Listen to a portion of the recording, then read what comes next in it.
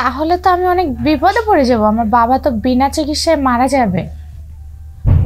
বুঝতে পারছি। আচ্ছা যাই হোক, তুমি যখন টাকা চাইতেছো এত করে, তোমার টাকার প্রয়োজন, তখন আমি তোমার টাকা দিমু, কিন্তু আমার একটা শর্ত আছে। হ্যাঁ সত্যি, কিন্তু আমার একটা শর্ত আছে। শর্ত? যদি শর্তে রাজি থাকো তাহলে বলতে পারি, আর যদি রাজি না থাকো তাহলে বলবো না। না না, আমি আপনার সব শর্তে রাজি, আপনি বলেন। তুমি তো জানোই যে তোমার চাচির একটু সমস্যা, সে এখন আর আমারে সময় দিতে পারে না।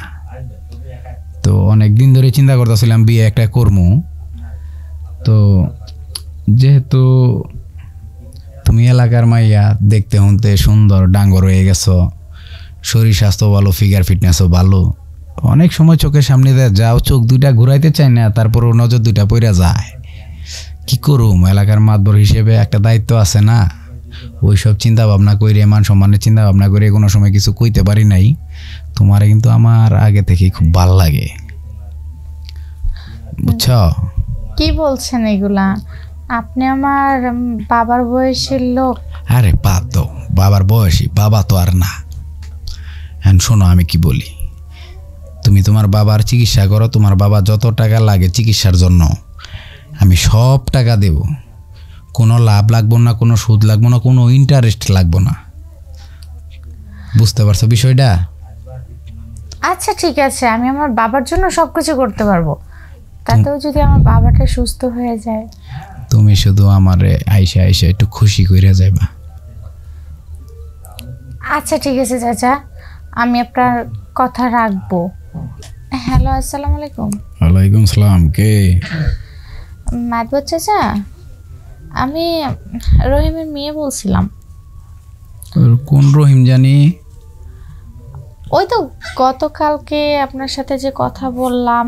ও আচ্ছা আচ্ছা আচ্ছা আচ্ছা, বাবা যে অসুস্থ। ও আচ্ছা, হ্যাঁ হ্যাঁ হ্যাঁ। তে তোমার বাবার কি অবস্থা? আমার বাবা অবস্থাটা ভালো না, একটা বড় ডাক্তার দেখানো দরকার। তো আপনি তো জানেনই আমার কোনো ভাই নাই, আমি তো একাই, আর বাবা তো অসুস্থই। এখন সংসারটা কিভাবে চলবে সেটা বড় কথা না, কিন্তু আমার বাবার চিকিৎসা কিভাবে হবে এটাই বড় কথা। এক কাজ করো, শহরে নিয়ে যাও, নিয়ে ভালো ডাক্তার দেখাও।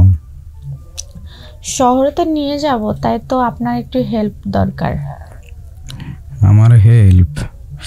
আমি কি করতে পারি বলো?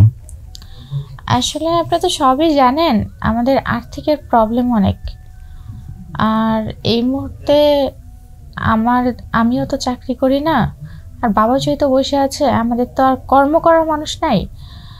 তো যদি আমাকে কিছু টাকা ধার দিতেন, আপনি তো আবার সুদে টাকা লাগান, তাই বলছিলাম। হ্যাঁ, এটা আমার বাপদাদা 14 গোষ্ঠীর পেশা, এর লেগে আমি সুদে টাকা লাগাই।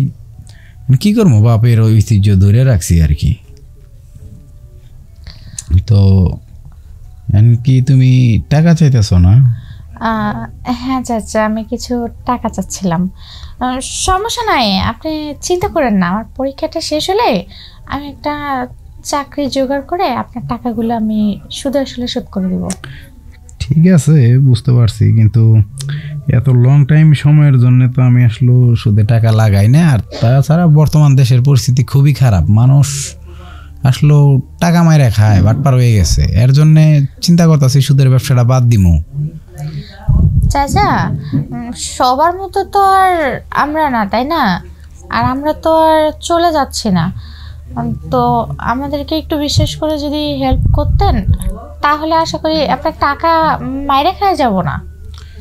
ঠিক আছে, তোমার আবার কি হয়েছে, পরে কি কিছু জানতে পারছো নাকি?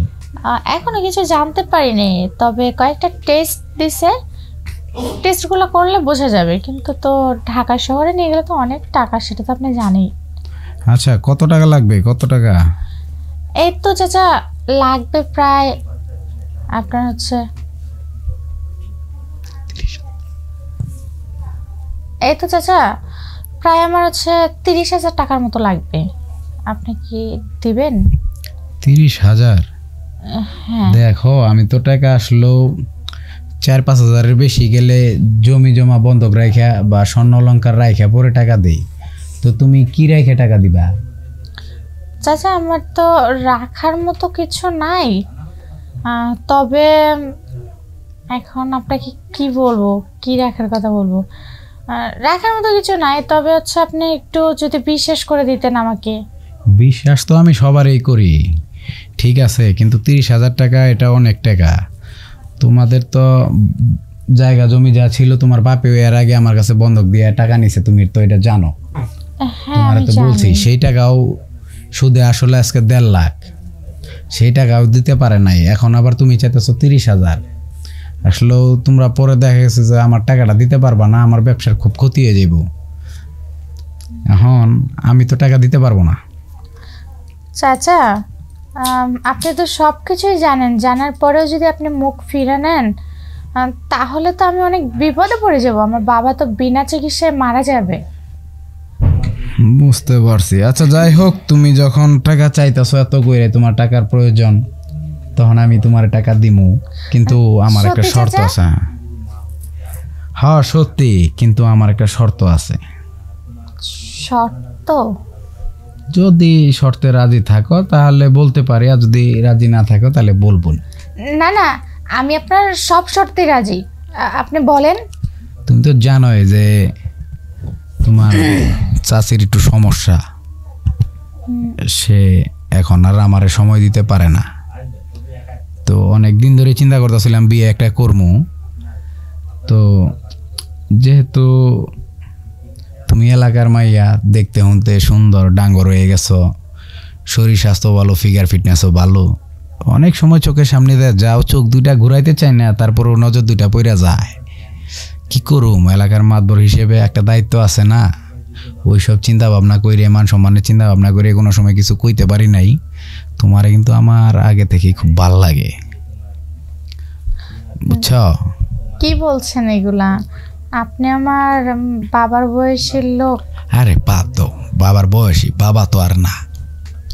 হ্যাঁ শোনো আমি কি বলি, তুমি তোমার বাবার চিকিৎসা করো, তোমার বাবা যত টাকা লাগে চিকিৎসার জন্য আমি সব টাকা দেব, কোনো লাভ লাগবো না, কোনো সুদ লাগবো না, কোনো ইন্টারেস্ট লাগবো না। বুঝতে পারছো বিষয়টা? আচ্ছা ঠিক আছে, আমি আমার বাবার জন্য সব কিছু করতে পারবো, তাতেও যদি আমার বাবাটা সুস্থ হয়ে যায়। তুমি শুধু আমারে আইসা আইসা একটু খুশি কইরা যাইবা। আচ্ছা ঠিক আছে চাচা, আমি আপনার কথা রাখবো, কিন্তু আপনি কথা দেন আমার বাবার যত ট্রিটমেন্টের টাকা যা লাগবে আপনি সব দিবেন। সব দিমু, আরে এইসব নিয়ে চিন্তা করো না, তোমার তো আমার আগে থেকে ভাল লাগে, তুমি এইসব নিয়ে টেনশনই করো না। তুমি খালি শোনো আমি কি বলি, আমার বাসা আজকেও ফাঁকা, তুমি খালি আইসা পড়ো। এখন মাত্র বাজে রাত্রে 10টা, বেশি না, আজকে 1 ঘন্টা সময় দিয়ে যাও, টাকা 15-20 হাজার লাগে, এখন নিয়ে যাও, পরে আবার আসবা, আবার টাকা নিয়ে যাবা, ঠিক আছে? আচ্ছা ঠিক আছে, তাহলে আমি হ্যাঁ একটু পরে আসছি। হ্যাঁ রেডি হয়ে আইসো। হ্যাঁ আচ্ছা ঠিক আছে। আমি আবার সব কিছু আবার গুছাইতে হইতো, গুছাইয়া পরে তোমার জন্য ওয়েট করতেছি, ঠিক আছে? আচ্ছা চাচা। তাহলে তাড়াতাড়ি আসো। আচ্ছা আসতেছি। ইস, আজকে অনেক দিন পর কাঁচা মাংস খামো, খুব ভাল লাগতেছে।